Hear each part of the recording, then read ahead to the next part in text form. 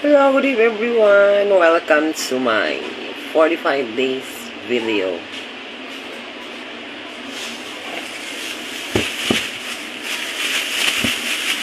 Ito na nga, ang gagawin ko po ngayon ay adobo pork baboy.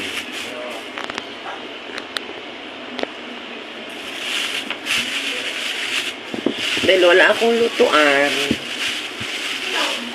kapitbahay kong nagpaluto sa akin. Ito.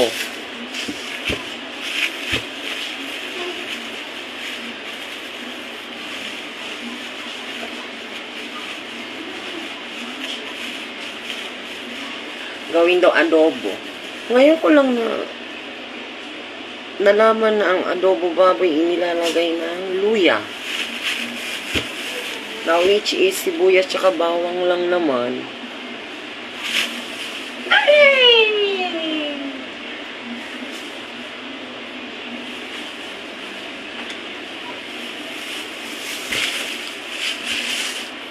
Bawang sibuyas lang naman ang alam ko ang adobo. Ba't kailangan may luya? Ito yung magawa. Tagaluto lang.